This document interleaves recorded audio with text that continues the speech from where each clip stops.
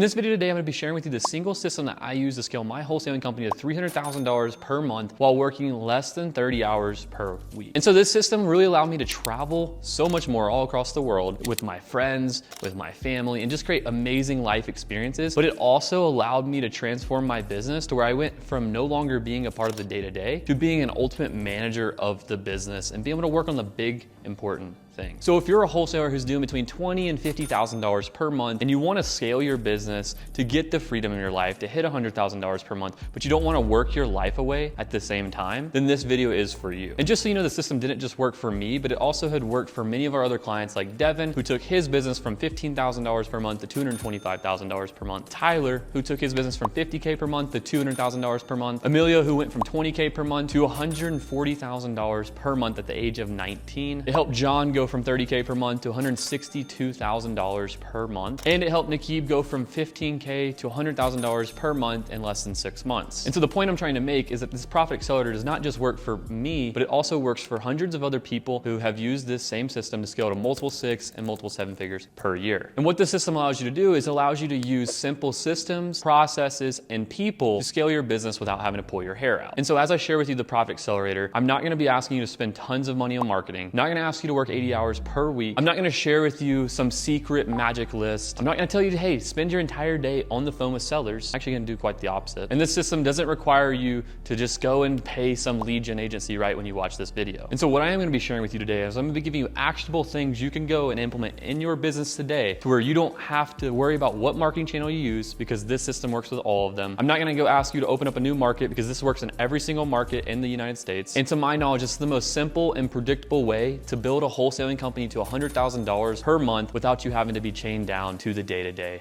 operations. And the reason I built this system in the first place is out of complete necessity, because after wholesaling real estate for a long time, I realized that I built a business that I completely hated. And like many of you, I got into wholesaling real estate because I wanted to make money, to have freedom of my time to go do all the fun activities like travel the world with your friends, with your family, create incredible experiences doing things that are just way bizarre and way out of this world. And for me, that's what I got into. But I realized after getting stuck in the trap of just trying to make more and more and more, 80 hours a week, and just getting sucked back into the day-to-day, and honestly, I just didn't enjoy it. And so what I realized is no matter how much money I made, it didn't matter if I didn't have the time freedom to go and actually spend it. And so I didn't wake up one day and just magically decide like, oh, I hate my business and all this kind of stuff. It's just a slow burn over time, where one day I just woke up and I was like, I'm completely burnt out. I got to figure out how to completely replace myself out of the entire business, get myself on top of the business where I'm just the manager that will allow me to go on amazing trips, amazing experiences, and take tons of days off. Because I don't want to work my life away. I've never spoken to a person who's 70, 80 years old and they'd be like, man,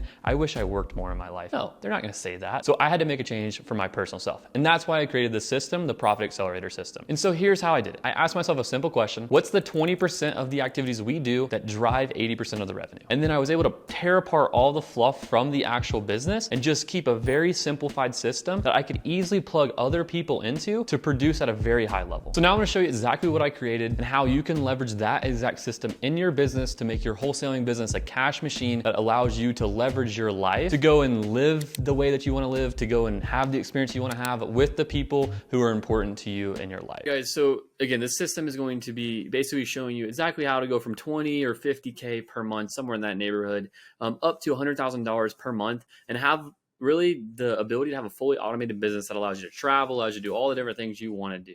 And even if you're already doing 100K per month consistently, but you don't have any time freedom or don't have any way to go and get away without the business breaking, this will be important for you. So, basically it's a 4-step process. So there's 4 key phases in the scaling process from, again, 20 to 50K per month to $100,000 and with an automated business. So first thing we have to do with any business, and if you're the operator, whether you're consulting someone else or doing this for yourself, you have to look at it and be like, does the math work right now?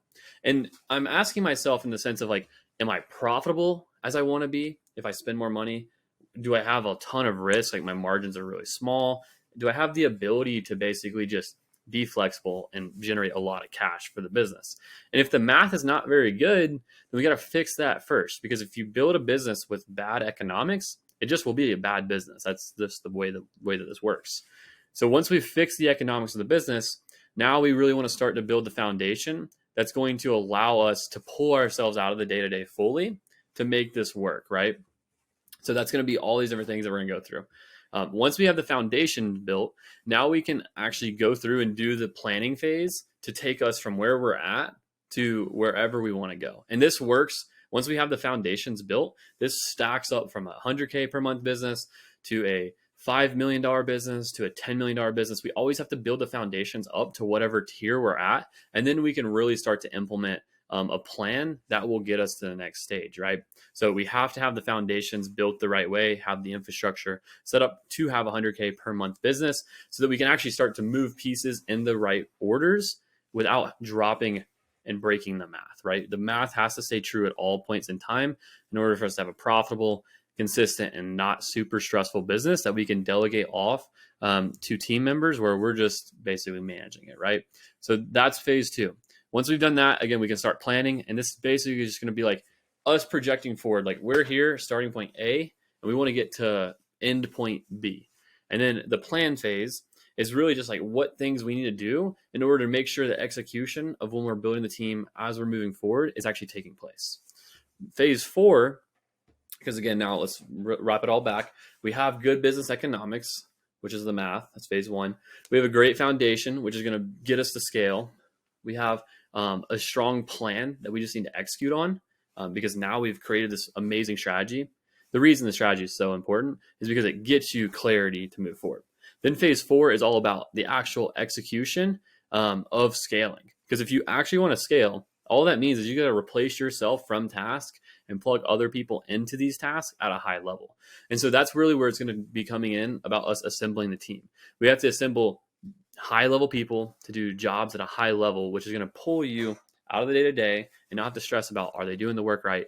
You're not going to have to hold their hand. You're just going to have to give them an outcome, and then they're going to be able to get there with just a little coaching from you. It's not going to be one of those things where you're just dragging them along.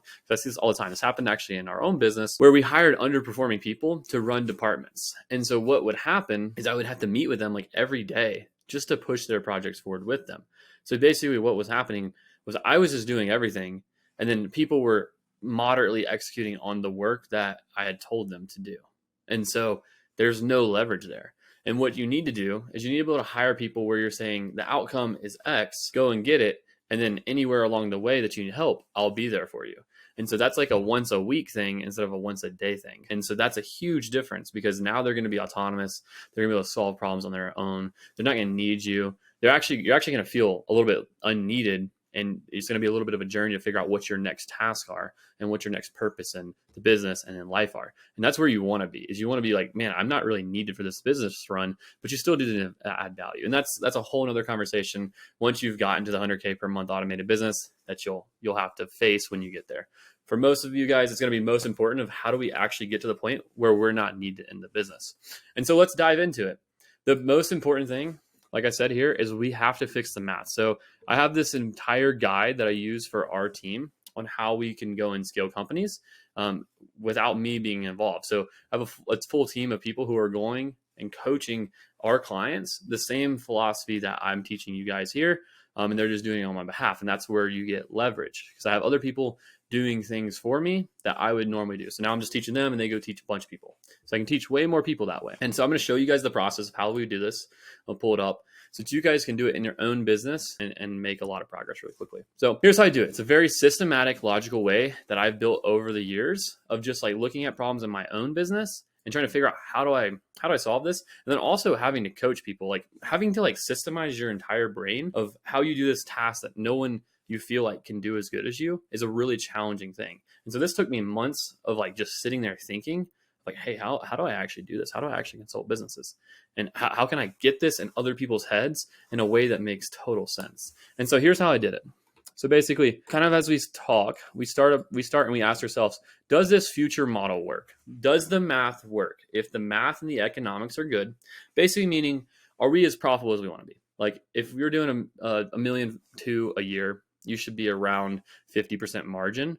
maybe as low as 40% if you have a lot of high level staff members on your team. So does this future model get us to that place with our conversions right now? If yes, then we have a very simple flow. We're just going to ask ourselves, what do we need to do to spend more money and to increase our top funnel? So it's very basic. All right. So usually spending more money means you get more leads, right? That's how it all works. So if I'm going to get more leads, do I have the team to handle the influx of lead volume? Yes or no? Okay. If no, then I need to go and get more people who can handle the influx of leads so that I can increase the leads. If yes, I can handle that. Next question is, okay, great. I'm going to get more leads. That means I'm going to get more appointments. If I was to get more appointments, can my team handle more appointments? Yes or no? And again, if no, go and make sure you can figure out how to get your team's capacity up to par with the projected amount of appointments you're going to get. If they can, then great. The next one's, okay, cool. If I was to get more contracts because now I have more appointments, am I able to actually dispo those at a high price and at a high conversion rate and not drop off in my efficiency there? If yes, great, spend more money. If no, then we need to hire either a dispo person or make some efficiency improvements in our dispo process. And so it's very basic stuff. And we're just asking very, very, very, very simple questions, but we're asking the right questions, which gives us answers that are going to be impactful.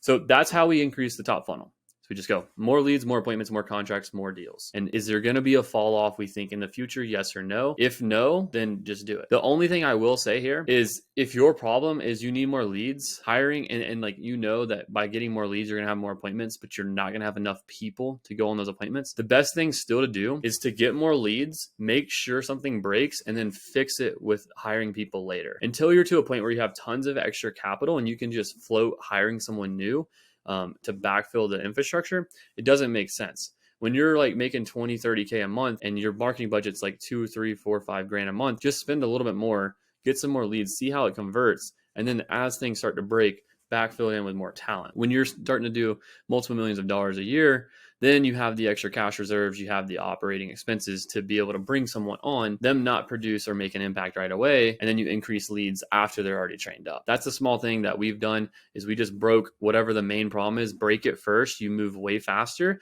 than if you were to try to solve the future problem first, okay? So make sure you're breaking or you're fixing the actual core problem first before solving the future issue. So if leads is your issue, don't go and fix contract to close, go and fix leads and then let everything else break down the line. But you want to ask these questions because you want to be aware of what's happening so you can make iterations and make changes very quickly and rapidly. So, okay, so we know now, does the future model work? Let's say it did. We already figured that out. If it does not work, then we're going to ask a very simple question. What's our constraint? Is it we need more leads?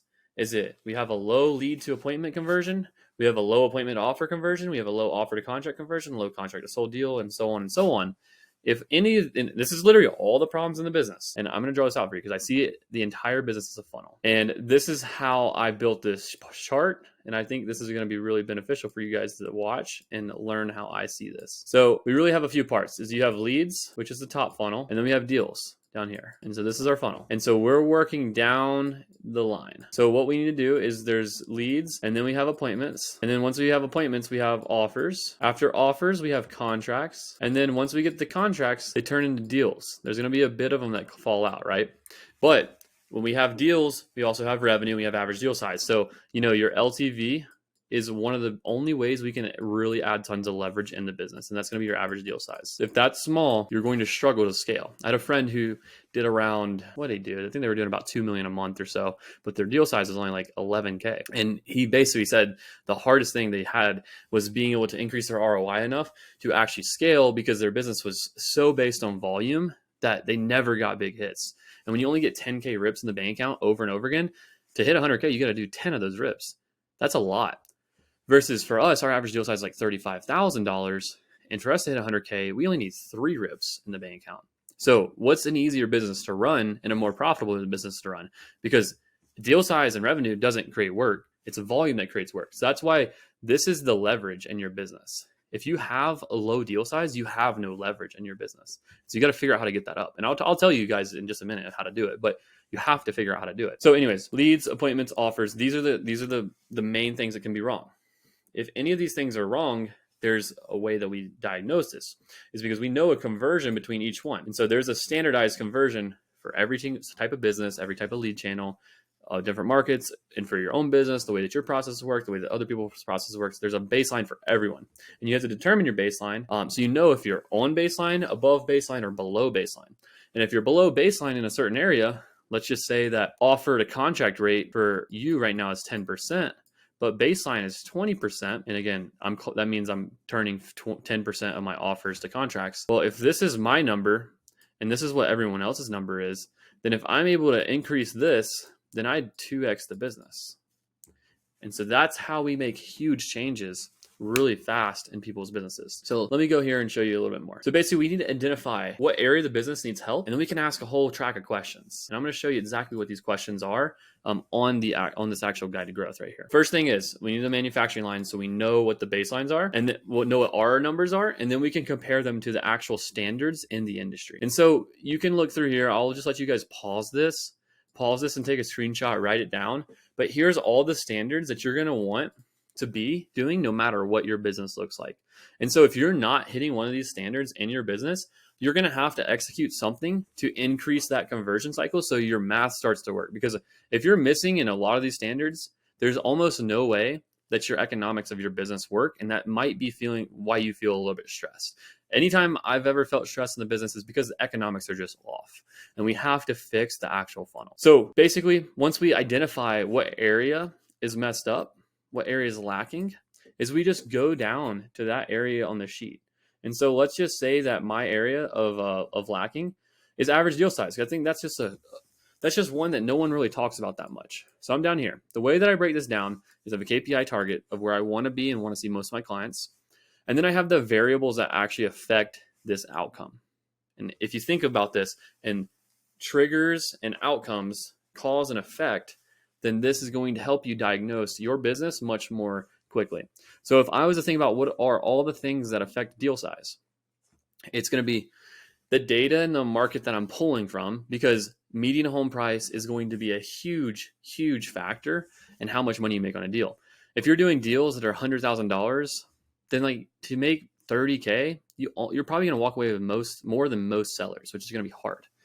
If you're in a market where the price point like San Diego is like 600,000, then to make 30K, it's really not that crazy. You know, like a realtor at, let's say they double end it, it's making 5% on 30K. That's what they're making, 30K. So you're making the same amount as a realtor, which that value discrepancy becomes a lot more even when you can give them a much better service. So the higher the price point, the bigger the deal is going to be.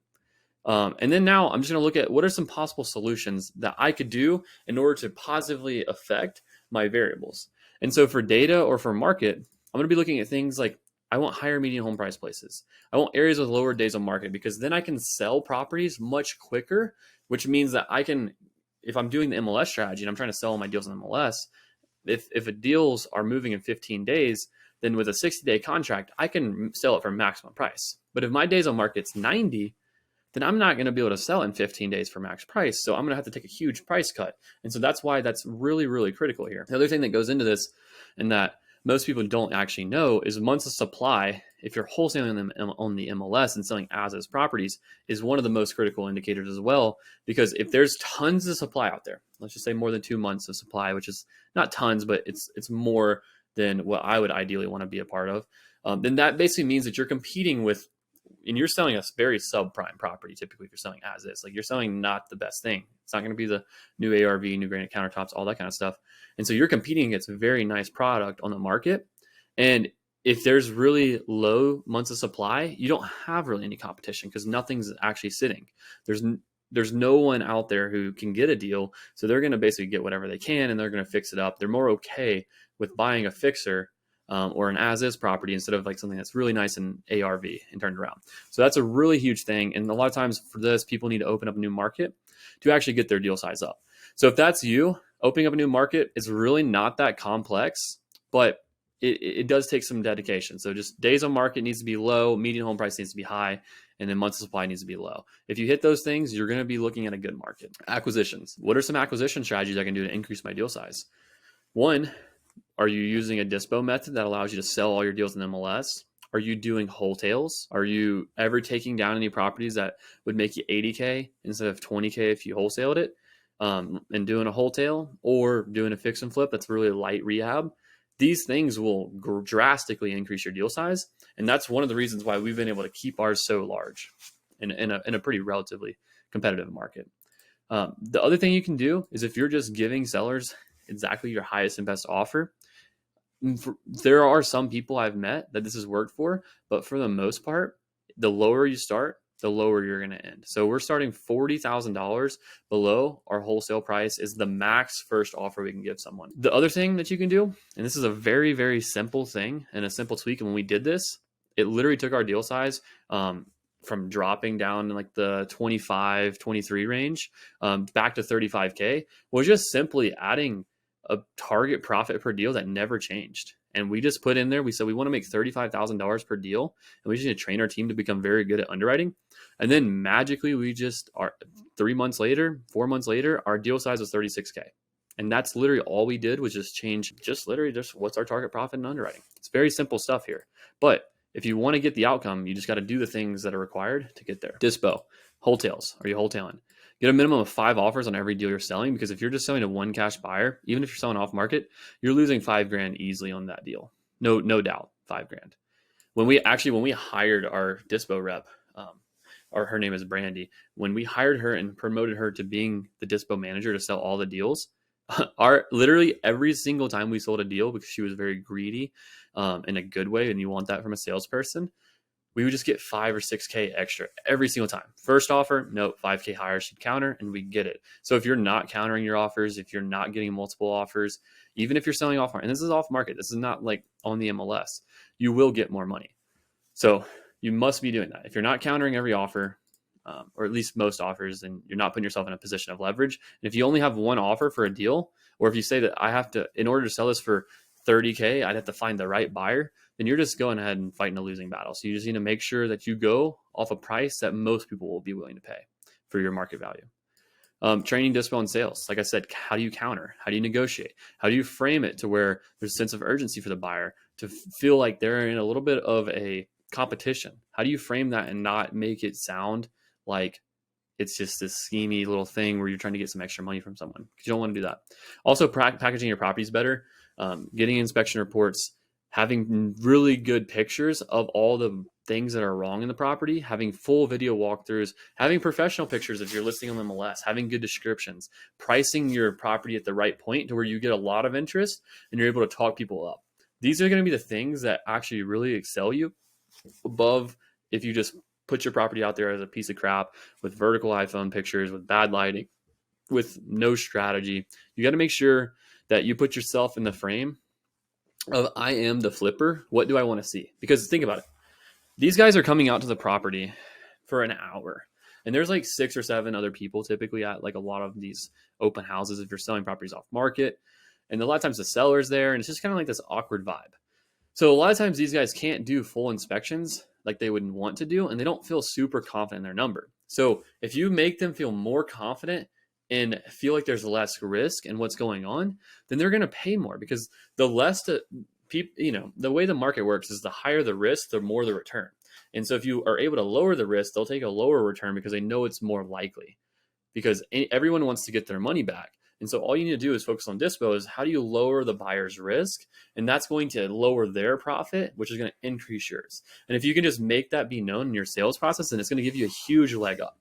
And so this is ultimately how you're going to increase your average deal size. And it's so critical. Like if you have a small deal size, it makes it so hard to have extra cash, because deals are just getting more and more and more expensive to actually acquire because competition is going up. And so if you can't pay just a ton of money for a deal, you're going to go out of business. So that's why I want to cover that and talk about it in such depth, because I think it's like the most important thing you can do in your wholesale business is just do fat deals. If you do fat deals, it covers up all the other mistakes in your business. All right.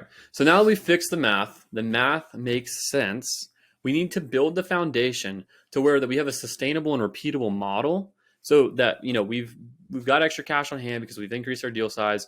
We've fixed all the problems in the business. And then now we just need to make it repeatable, because you can't make someone else do your job if it's not repeatable in the first place.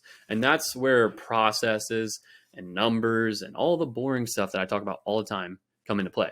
So let's go into it. What are, you guys see me talk about metrics all the time, and I think it's going to be helpful just to show you guys what I'm actually talking about and why this is so important. So I actually pulled up one of our last clients who we signed up, and we went through an entire thing with him where we did this entire game plan and talked about his business. And I'm just going to show you kind of like the things that knowing your numbers allows you to do, the changes it allows you to make in your own business. And yeah, that's pretty much it. So basically, here's their 90-day numbers. They have a good business. Like overall, they run a really tight ship. Their biggest problem was deal size. And so I just want to show you guys what that looks like if they are able to just double their deal size through some very simple tactics. They go from 50K a month to 100K a month immediately.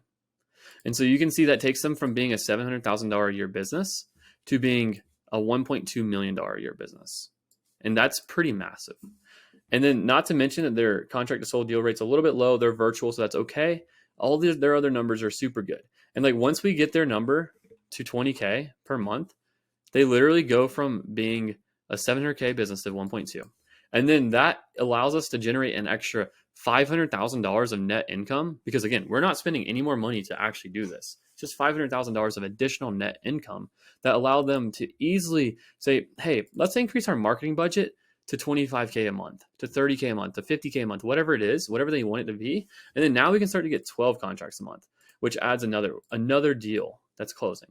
And so let's just drag that out. And like, now we can see that this allows us to add around $500,000 to $600,000 in additional net income to the actual business, which is absolutely insane. Is spending very little more money to close more deals. And all you need to know is just what your conversions are across the line, because it just becomes as easy as like, all right, here's our goal. We need 500 leads. We need 200 leads. We need 30 offers, whatever it is. And then you give that to your team and now they have something to strive for. And so if you don't have these things tracked, it's going to become nearly impossible for you to actually make any progress. All right, so now that we have the metrics installed in our business, that's going to help us 30 days down the road when we get to the planning phase and the team assembly phase. We really need to understand what we're doing right now that's high and low leverage, because the only way to make more money in actually doing business is by increasing your dollar per hour. So basically the actual exercise that I created for our community and for myself, because I needed a way to figure out how to optimize my task, was I created what I call the daily optimizer. And basically I'm just giving you a brief example of a very high level situation of someone who's between 20 and 50K per month and kind of like the high level groupings of their task and what it looks like. But basically what you're going to do if you do this is you're going to list out all your tasks. You're going to list out how many hours per week you're doing these tasks. Then you're going to come down here and write down how many dollars per week these generate you. So basically just like take your revenue, divide it by 4 and put that number down here. So this is 20K. So we could increase this up to, let's just put it at, let's put it at 10K. That's going to be 40K a month. So somewhere in there. Then we have a revenue multiplier. Basically this needs to equal 100. And essentially what you're doing is you're taking this revenue generated per week number by each task. And then you're just dividing, or you're going to be getting your dollar per hour. And so what you want to do is you want to just get a rough idea of what your dollar per hour is for each task. So you know what's the most important thing of where you spend your time.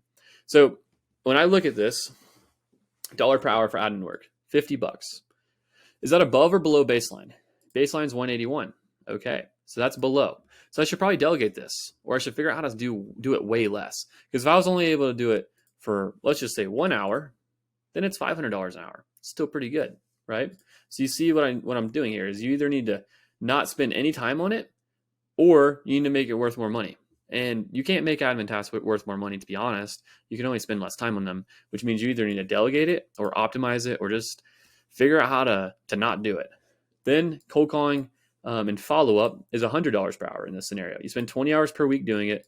You think that 20% roughly of this revenue per week comes from your follow-up, which is 2K per week, which brings you to $100 per hour. All right, so now that we have a good idea of our dollar per hour, we know what we need to delegate, because we look at our baseline dollars per hour right here, 181, and anything that's underneath 181, we just need to spend less time doing it, because it's not generating us a lot of dollars per hour. And if we want to make more money, we have to just make more money per hour. So if I'm going to take my admin work, let's just say that I hired a follow-up specialist / admin person, and they take all of this off my plate. So now I do 0 hours per week on this.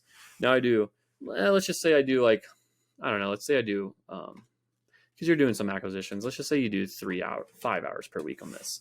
So I'm doing 5 hours per week. It still generates me the same amount of revenue, because now I'm only following up with the best people possible. So let's just say I saved a little bit of revenue here. And then boom, I'm at 0 here. And then now what I can do is I have 10% of revenue to free up, and maybe some of this stuff drops. Like comping is probably gonna go down to 15% because it's just like not as important at this point. I also maybe realize that, hey, there's other areas I can spend my time to produce more revenue. But what this allows me to do is this allows me to focus on things called like, implementing the guide to growth. So if I spend my time implementing the guide to growth, and I'm used to working 55 hours per week, I got another 25 hours a week to work on the business. So I can add 25 hours per week, and I also can roughly figure out, okay, this is going to make me more money, so let me figure out what I need to do here. Basically, now you can look at this, and yes, dollar per hour, exactly the same right now. But this is not how I want you to think right now. But what I want you to see is that when I'm working on the business, tasks that work on the business, that grow it, like the implementing the guide to growth, this is going to be increasing our revenue. This is not going to be keeping it the same. Follow-up might be the same dollar per hour or a little bit more, but it's a maintenance revenue. It's a maintenance dollar per hour. And I want you to see this as working on the business as a growth dollar per hour, meaning that, yes, I'm only making $80 per hour working on this task, but I'm pushing the business forward $80 an hour more than it is right now.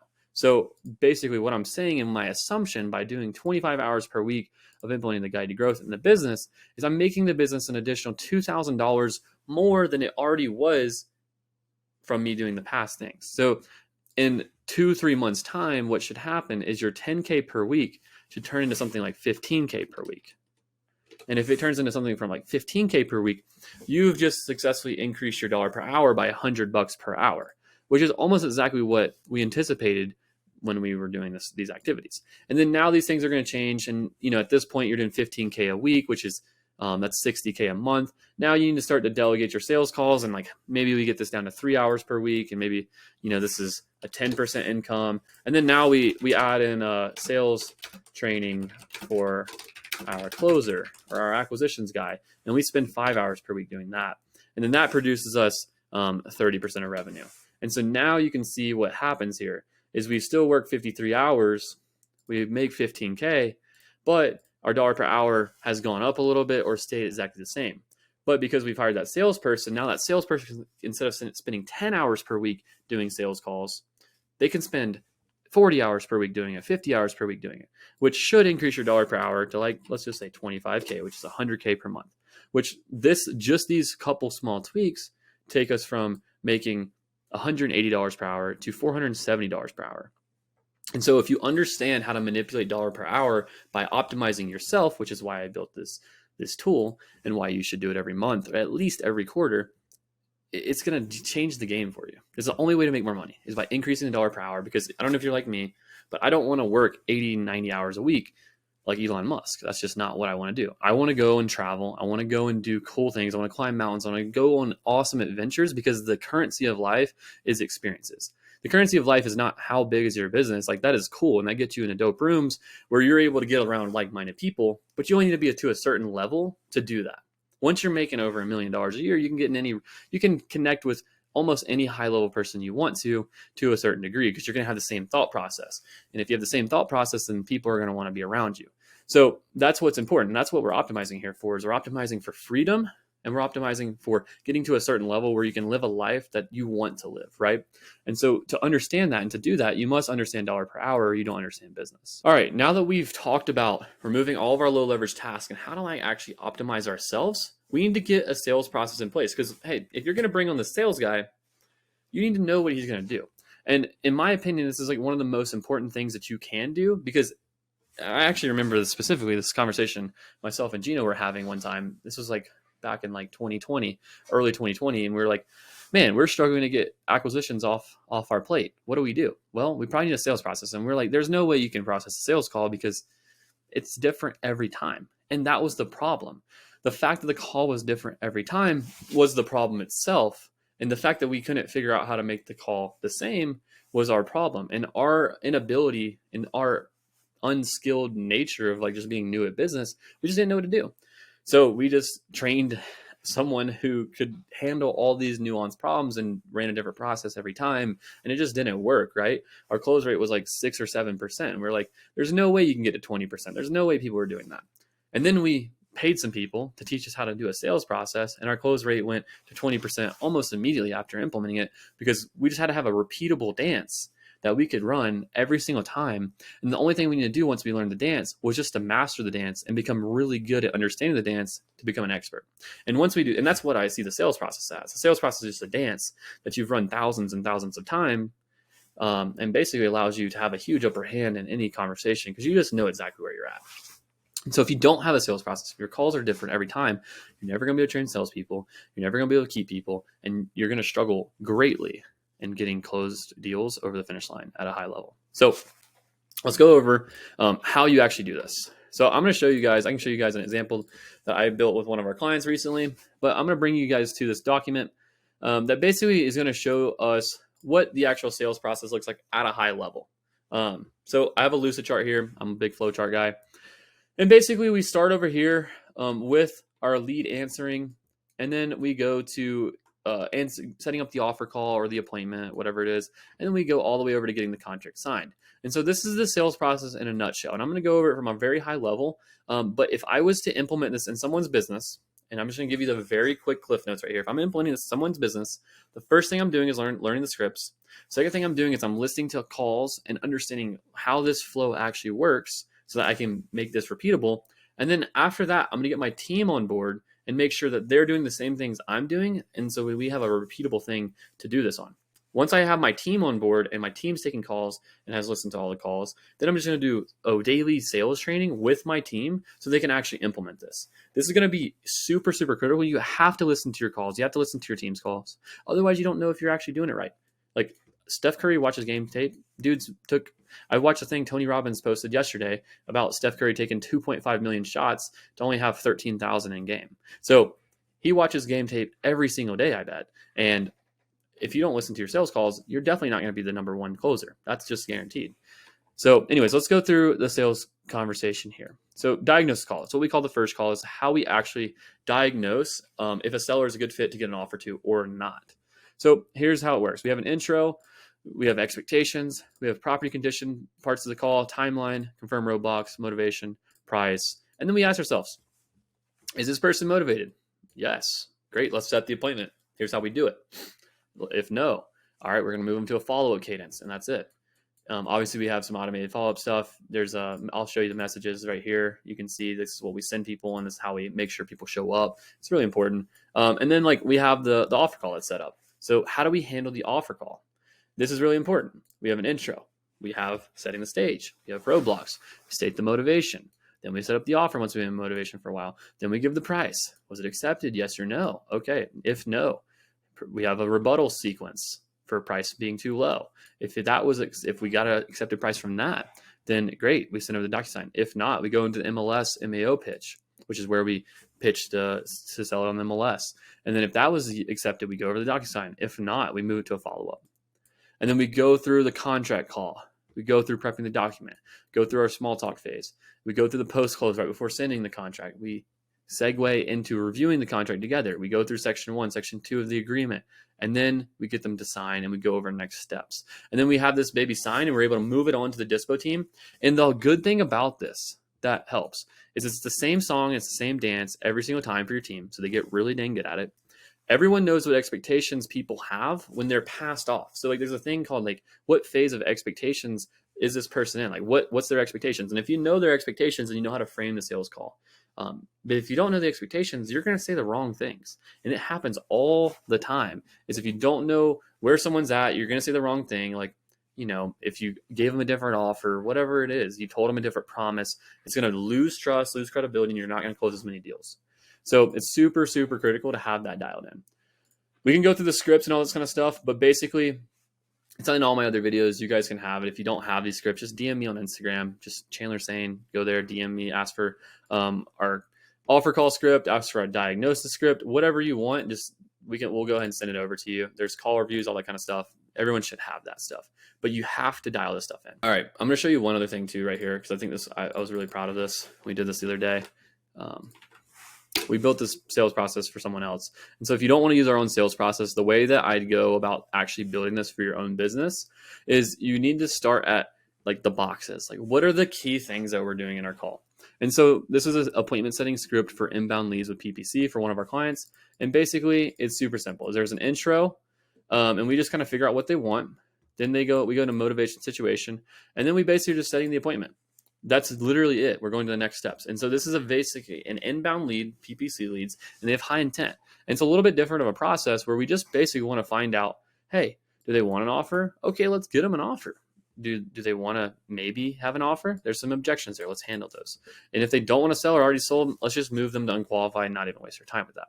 And then we have a motivation situation phase where basically we're going to go into, some different connecting questions to find out what reasons they want to sell, why they want to sell, who's involved, et cetera, et cetera. And then from that gives us some ammunition to attend the appointment on.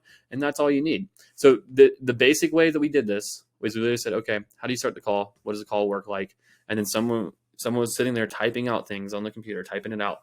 And then we're just getting it all on paper. We blurb it all out in the paper.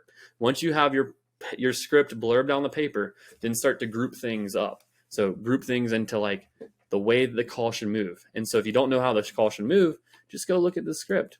What are the different stages we have? And you probably have something very similar to us because everyone's sales script is the exact same across the industry. Everything goes to expectations, to situation, to why do you want to do this, to motivation, all this different types of stuff. And then there's just different nuances in every industry. And real estate, we're dealing with a property. And so we got to find out a little bit more about that property before we can do anything. And that's the only thing. Everything else is about people.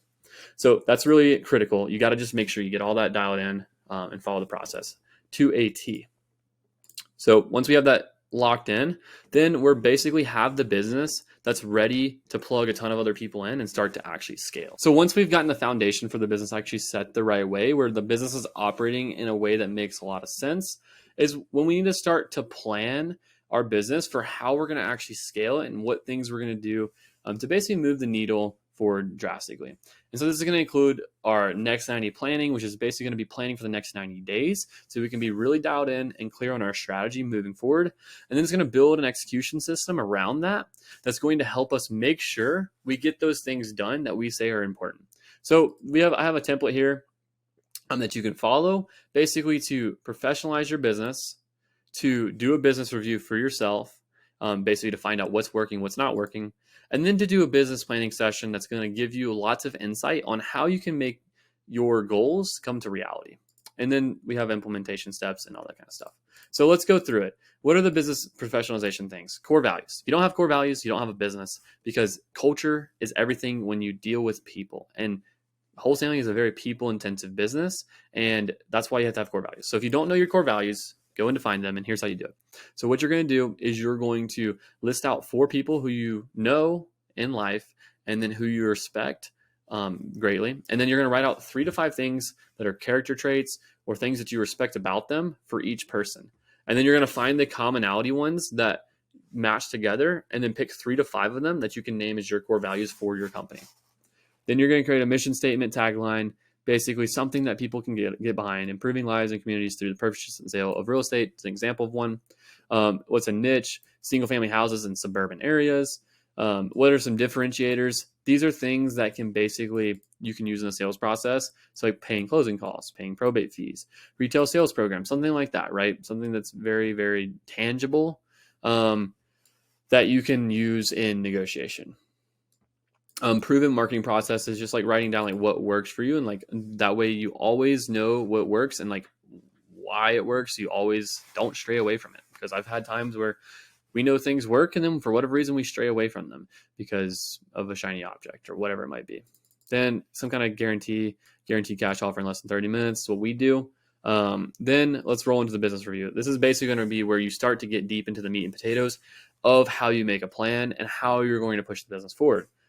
Because what's working right now for each department is going to be critical, because you want to be asking yourself each time going down this is, if in marketing, a certain marketing channel is working, a certain strategy is working, how can I double down on that? Is there any things I can do to double down on that and to get more of those opportunities in the system and to remove some of the bad opportunities I'm already doing, or to spend more money on it? Same thing for lead management, acquisitions, dispo, TC. Is there any certain close styles that are working for you? Is there any objection handling methods? Is there any sales process that's working for you? Is there any type of property that you're closing really well? that's working that you just need more of in marketing. And these things are what you want to be thinking about. It's like, how can I get more of the things that are working in my business? And if you can think in like that, you're going to become creative and get more of those things. Then we're going to ask ourselves, what's not working right now? That's super good question. So what's not working for marketing? Maybe you have lots of unqualified leads. Maybe your cost per lead's too high. Maybe you're not getting leads in areas that you really want leads.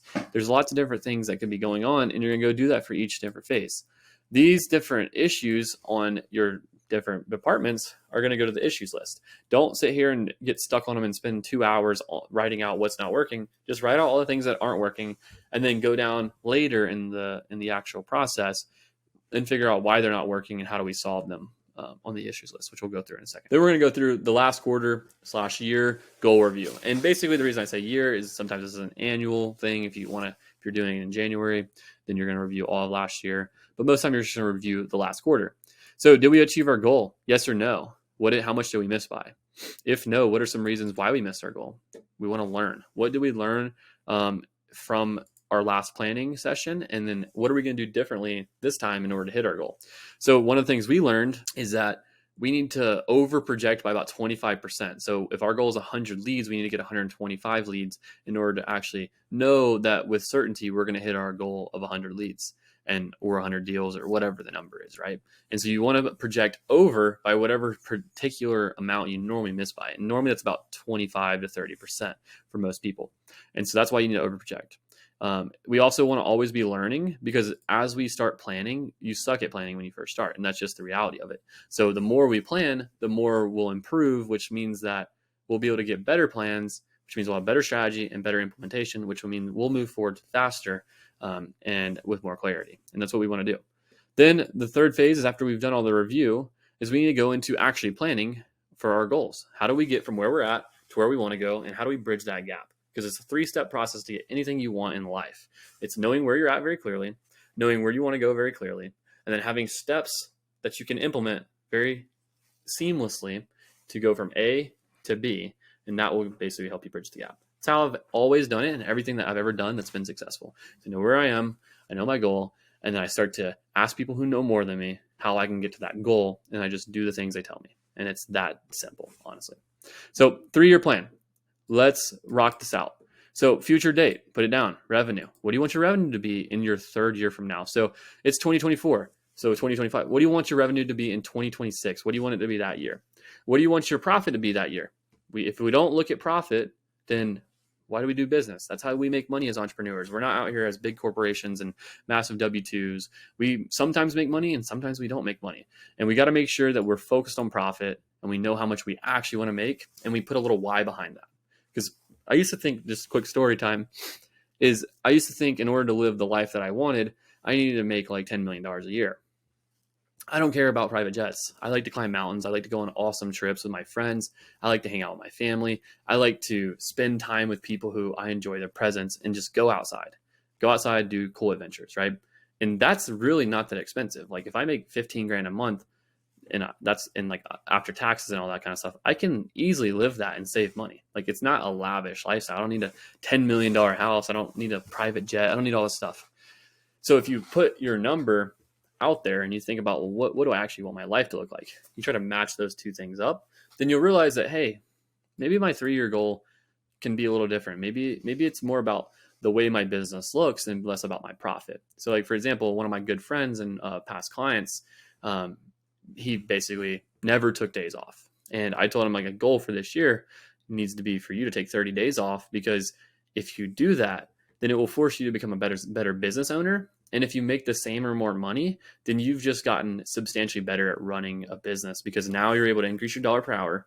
You're able to do the things that you actually want, because right now you're not doing all the things you want to do because you're tied down to your team or tied down to your business or whatever. And so you want to have some flexibility in your life, and that's going to push you out of your comfort zone. And that was what he wanted. He was just a little bit scared to do it, which I completely understand, because it is scary. But if you think about being very clear, like I'm very clear this year, my goal is for Level Up to make a certain amount of income, and for me to only work 216 days. If these things I'm super clear on, then I know exactly how much I want to make and how much I want the business to make and how much I want it to grow and how much I want to work.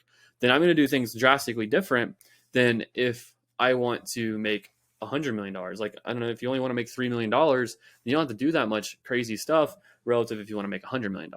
Like, look at Alex Hormozi in his videos. He lives a way different life because his goals are drastically different. And sure, his goals are right for him. Doesn't necessarily mean they're right for you, but maybe they are, right? So you want to get very clear on what that actually looks like from not just a business perspective, but also from a lifestyle perspective. And so that's going to be super critical. And then once you're thinking about this in a 3-year goal plan, and you've kind of visualized out what 3 years looks like, then you can start to break down what your 1-year plan is for 2024, 2025, whatever year it is. And as you're doing this, you're going to be thinking your 3-year goal in mind.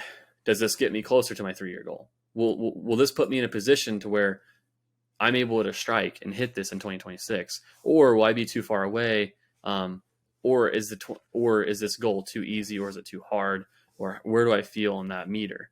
And so basically, if I'm sitting here and I'm putting out my revenue number and I'm doing $1 million a year and I want to do $10 million a year, well, that's going to require a very different type of business IQ, and also a very different strategy than if you want to go from 1 million to 1.2 million.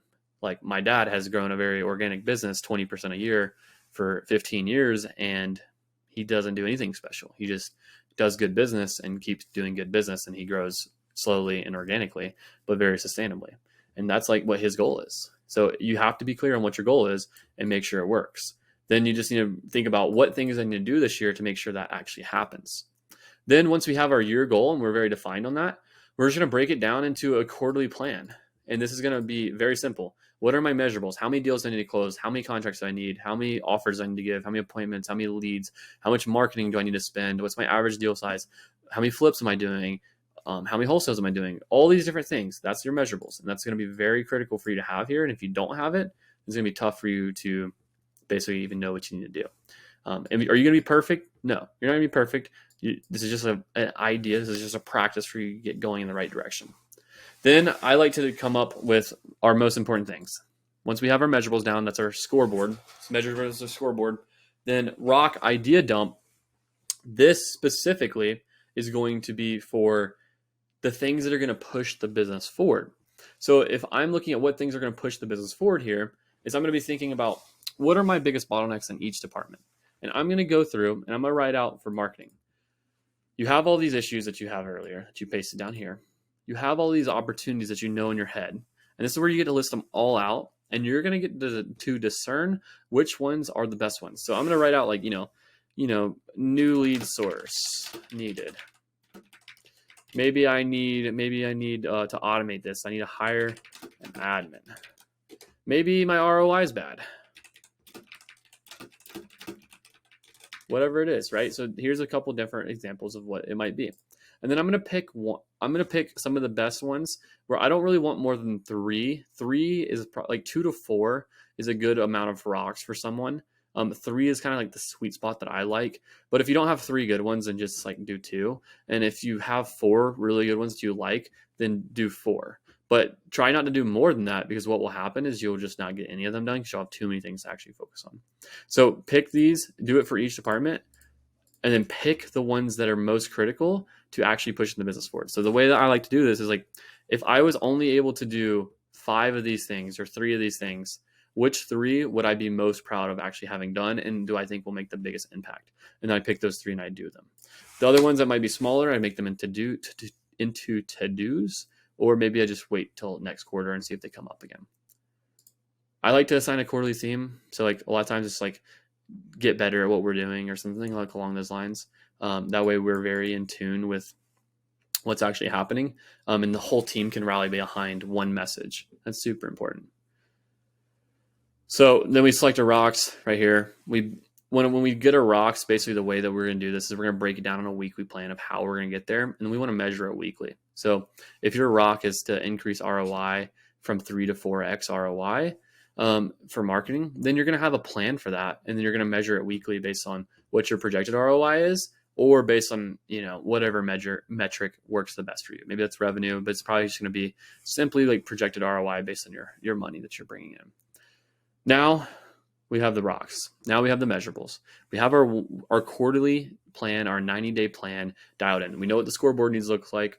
We know what things need to be fixed in the business to put us in a position to where in the next 180 days, we're going to be able to take advantage of those things we built. Because again, rocks aren't necessarily making a huge impact today, but they will in the next following quarter. And that's why I say 180 days. So we know what things have to be done in order for us to get closest to our 1-year goal. Now we need the issues list, which is going to be the little things that are going to be very micro adjustments. They're going to help us like today, like now, by fixing these. So we're just going to go through all of these, and we're going to do basically where we identify the true problem, and we're going to talk about it with ourselves. Like, what are all the different things that affect this? Like, what are the variables? What caused this outcome to happen? What are some different things that maybe would affect it to change the outcome if we were to change it? And then we're going to create a solution, and then we're just going to move that solution and create it as a to-do, and we're going to mark the issue as complete, and then we're going to do the to-do. So now we take an issue, turned it, found the true problem, created a to-do out of it, and then we're going to knock that out and do it.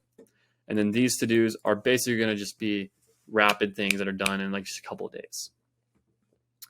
How do we implement this? So just to recap, we have our 3-year quarterly plan. We have our rocks. We know exactly what we're going to do. We know our scoreboard. We know what things need to be pushed forward, what levers. How do we actually make this happen? So it's pretty straightforward. We need to break down for everyone monthly KPIs, weekly KPIs, daily KPIs, and then we need every team member to have their KPIs as well on their stoplight reports, on their scorecards, on their daily basically KPI sheets.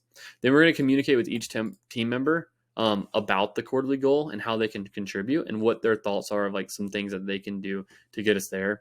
We just need to update all the scorecards and basically need to make sure we have plans for all the rocks and how they're going to be executed. At this point, you have a pretty locked in, dialed in plan for how you're going to move forward to hit your 1-year goal. So that's going to be the next 90 plan. And it's so critical that you do this and do it the right way and spend time on it. Like this should take you, if you just went through this worksheet by yourself, it should take you between 2 and 4 hours to actually knock out. It's just that critical that you were going to spend like almost an entire day actually doing it. Because if you don't have the right strategy, then you're not going to be able to execute anything because you're not even going to know what you're going to execute. But if you don't execute, the strategy is pointless either. So you have to make sure you have follow through. And that's where the rest of this comes into play, is where you have weekly business reviews. And basically all we're doing in these is we're just going to be going through and reviewing all of our numbers. All right. So like I said, the strategy literally means nothing without any execution behind it. 2 out of 3 corporate strategies fail because of a lack of implementation. And clearly they're going to spend a lot of money on making a good strategy, right? So basically the rest of this phase is really about building an execution system and standardizing the important parts of the business so that it's repeatable so we can scale without losing tons of money. So a weekly business review, what is this? It's basically going to be like our leadership meeting where we're going to be going through important parts of the business. So it's super simple. We use Asana, and this is like what our template looks like. So you can zoom in here and see. Let me see if I can zoom in a little bit. Yeah, you can see here. Move myself out of the way. Is we're going to start at measurables. We're going to go over rocks, stoplight report reviews, to-dos, and issues list. And so let me zoom back out to 100%. And basically the way that this works is we're going to start with a 90-minute meeting. It's going to start with good news and gratitude. So what are you grateful for? I'm grateful for X. Then we're going to go through measurable review. And basically everyone's got their measurables that they're supposed to hit.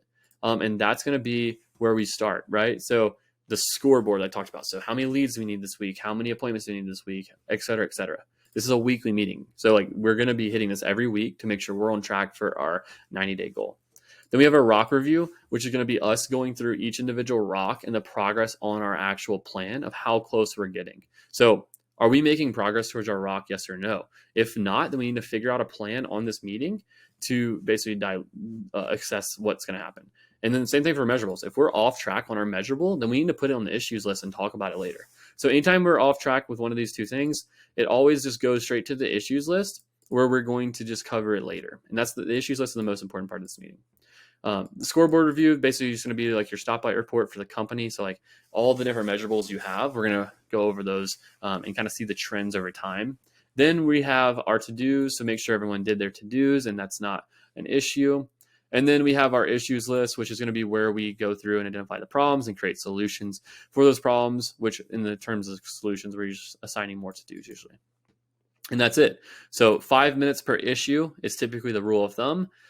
If you have one really pressing issue, then you can spend more time on it than 5 minutes. That's how I like to work on that. And then, so that's really it. So basically we just start here. We meet every day. We go through all these things, and then we end on the issues list, which is where we're there for the most time. And we're just talking about the biggest issues in the actual business that's going to push it forward to make more money and get us closer to our goals. We do daily stand-ups, which basically just means you meet with everyone in the mornings. Super simple, but basically just go through and have everyone's KPIs and keep everyone accountable for those actual numbers. Then we're going to have the team meetings. Once you have a team of more than like 5 people, it's good to just meet once a week and just kind of like go over culture building activities, whether it's like games and just like kind of get everyone to like each other, because we're fully virtual. There is no real like in-person feel. So we have to be able to try to recreate that virtually over Zoom. And then we're going to install 7-figure processes, which is going to be extremely critical if you want to actually scale your business. So basically I have this document, kind of like the sales process that we talked about a little bit earlier, but this is for the entire business. This is how the business like actually operates. So this is from starting marketing, like needing leads, to when the deal actually closes and we get paid. And so along the way, you can see that there's different activities that happen for each lead channel until it becomes a lead. And then once it is a lead, then we follow through our actual lead management process, which is how we manage the leads and how we call them and move them around.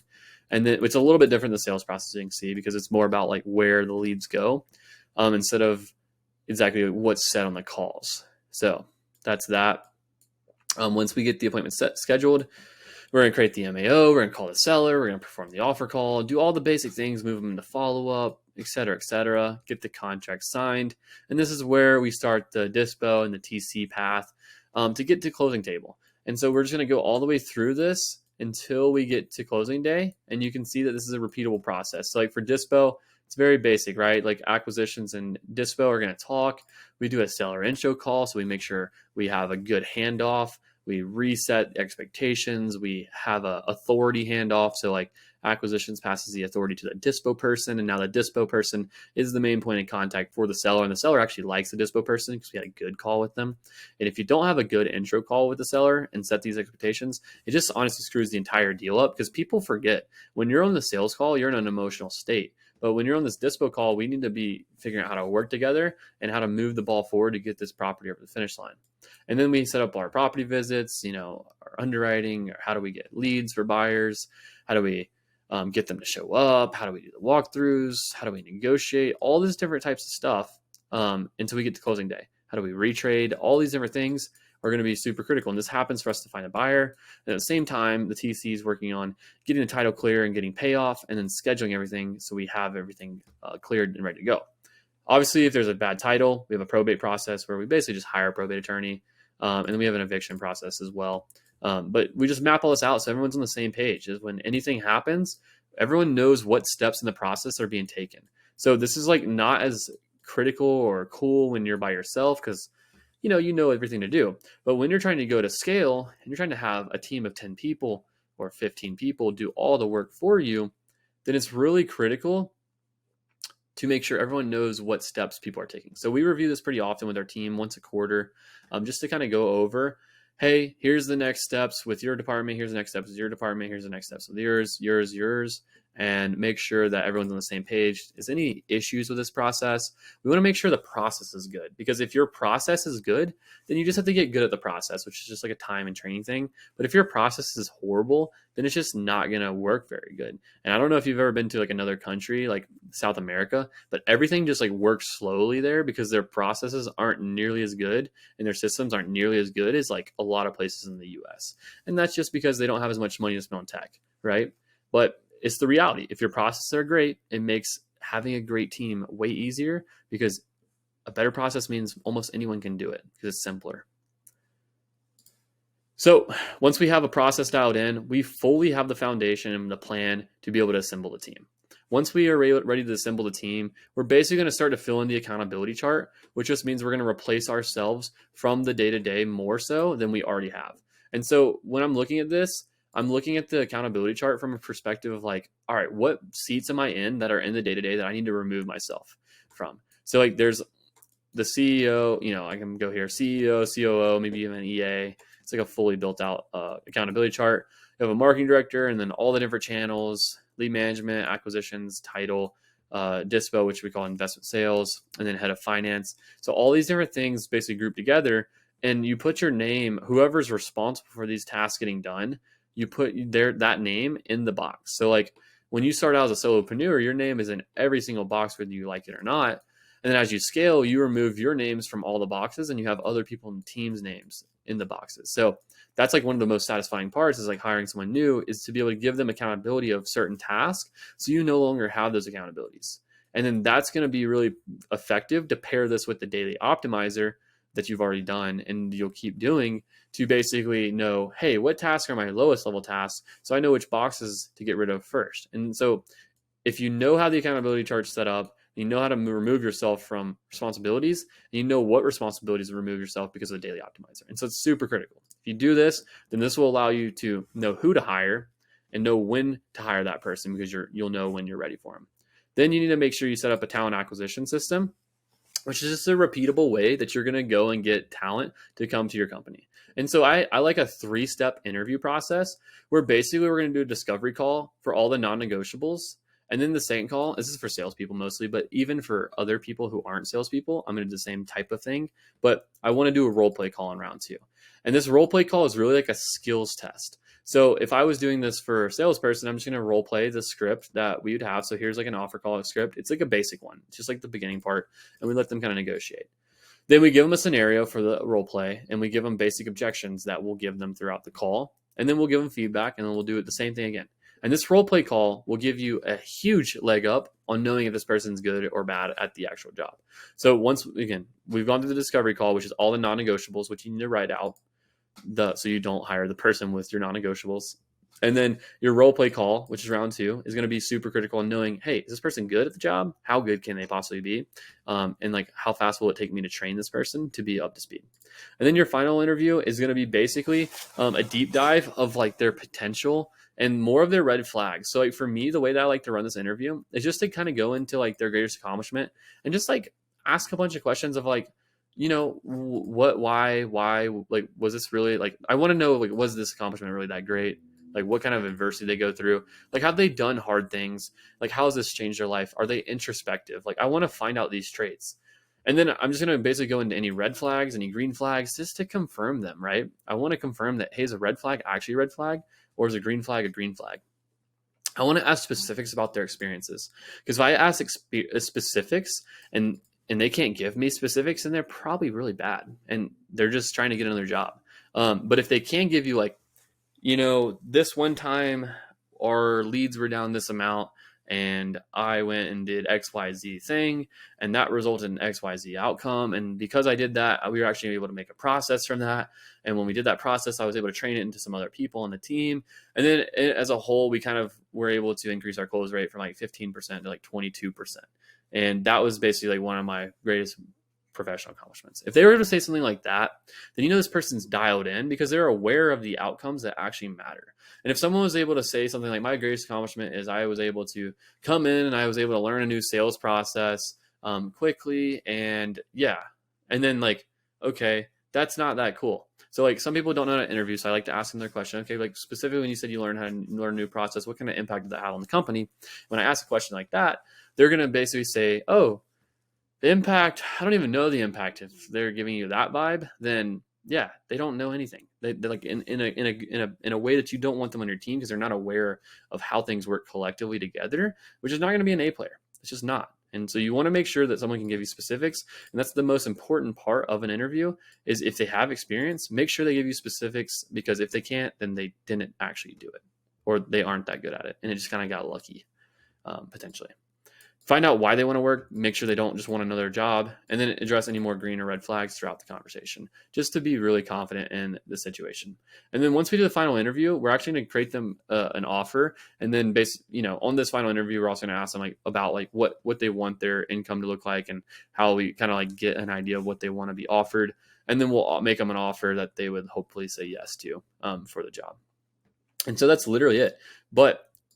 And I say literally it's way more nuanced than that, but that's it from a very high level from a point of view where the interview process is quite simple. And it's just about the questions you ask and the way that you frame it, to be able to make an offer to these people that they want to say yes to, and that you're framing yourself as a basically credible resource where they're going to be able to come into your company and make more money and more impact than they were at their last position. And if you can do that, then you're going to have a really good chance of bringing A players onto your team.